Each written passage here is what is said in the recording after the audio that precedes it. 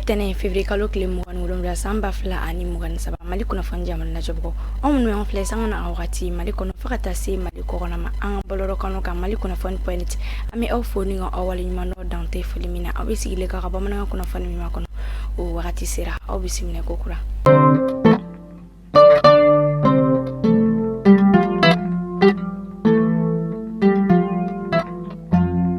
Bi kunnafoni daminɛ la an bɛna kuma fɛn min kan o de ye Wagadugukaw ka gintanba o min bɛ sinima ko kan a ta ko 28 na fo ka taa se Mali ka ambassade o min bɛ Tunisikaw fɛ yen nɔ o ni wagati na ale kɔni kelen bɛ ka welewele bila ko fɛn bɛ fɛ ka segin ka na u ka jamana kan ko bɛɛ lajɛlen ka i tɔgɔ sɛbɛn ambassade kɔnɔna la ni kunnafoni ninnu bɛɛ lajɛlen bɛna walawala aw balimamuso a n'aw denmuso fɛ Mariam Kone aw bisimila ko kura.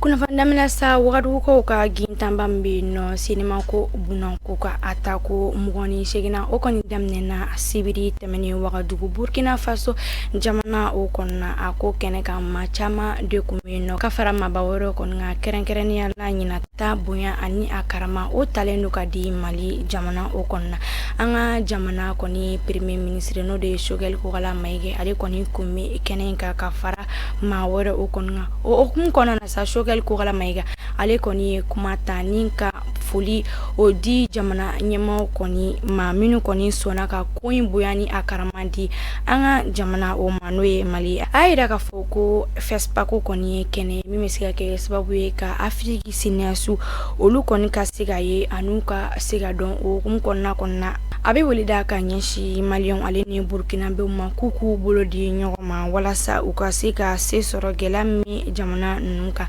ɲina FESPACO thème kɔni bɛ mun kan o de ye sinima a jɔyɔrɔ seko kow la ni o bɛ fɔ nanzarakan na cinéma d'Afrique et culture de la paix ale kɔni ko bɛ to sen na fo marisi kalo tile 4 o nata.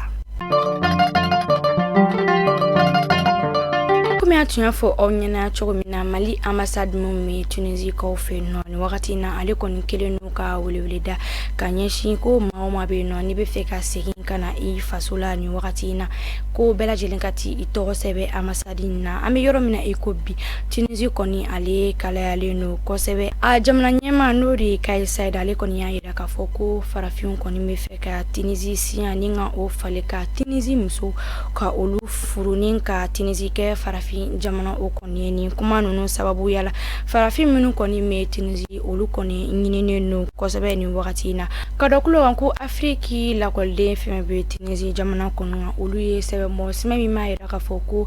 Tunisi africain ekɔliden fɛn bɛ yen nɔ ko maa si kana taa ekɔli la ko bɛɛ lajɛlen ka to i ka so an bɛ wagati min na i n'a fɔ sisan nɔ ka da gɛlɛyaw olu kɔni ka kan ka bɛɛ lajɛlen k'i janto i yɛrɛ la min kɔni ye Mali ambassade o min bɛ Tunisikaw fɛ yen nɔ u ye welewele da ko maa fɛn bɛ yen nɔ n'i bɛ fɛ ka segin i faso la k'i ka i tɔgɔ sɛbɛn ambassade kɔnɔna o la sa u bɛ sɔrɔ kɛ i bila ka na i faso o kɔnɔna na. Cɛ marifatigiw kɔni nana bin kani bɔnzɔn dugu kan nɛgɛ kanɲɛ 16 wagati o kɔnɔna ni maa 13 olu de kɔni bɔnɛna o nina ka maa dɔw kɔni sɛbɛkɔrɔ jogi o kɛra kani bɔnzɔn o ni banka cɛ kilomɛtɛrɛ 12 don Bajangara mara o kɔnɔna ni walejugu kɛba ninnu kɔni ye mugu ci fɛn fɛn bɛ bɔ a nɔ la ni ka butigiw olu jeni ka sow jeni fo ka taa se suma jiginaw olu kɔni ma ka sɔrɔ ka taa ni bagan ninnu bɛɛ lajɛlen ye o maa 13 olu fure kɔni farala ɲɔgɔn kan ni kunnafoni kɔni sɛbɛnciyara Bajangara gouverneur fɛ n'o de ye Sidi Mohamed El Bechiri ale kɔni ye kuma ninnu sɛbɛnciya kosɛbɛ ko ale kɔni taara k'i ɲɛ da yɔrɔ in kɔni kan ka ni walejugu ninnu kɔni ye ale kɔni yɛrɛ bɔra a cogoya o la ni maa faga jugu ninnu kɔni kɔfɛ Bajangara sigidalamaw kɔni bɔra ni ka u ka nisɔngoya o yira k'o sababu kɛ ni walejugu min kɛra Bankas maraw la.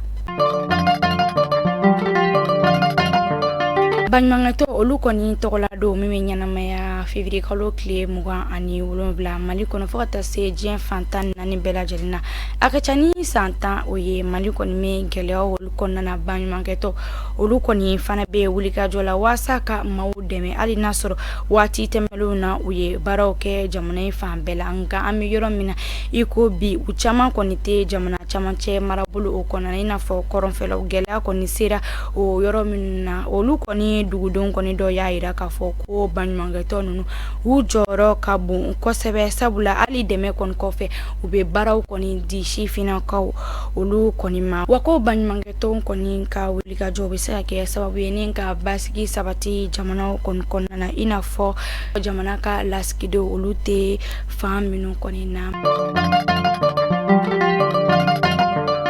Mali Kunnafoni TV direction commerciale maaw bɛ aw ladɔnniya aw maa minnu bɛ n'a bɛ fɛ a ka feerefɛn olu de ka lakodɔn walima a ka cakɛda a bɛ nɛgɛjuru sira o banba an ka écran sanfɛla la Mali Kunnafoni jamana lajɛbagaw ni bɛ dansigi kɛ bi bamanankan kunnafoni na an b'a fɔ ko aw k'an bɛn kunnafoni kɔrɔ olu kɛnɛ kan.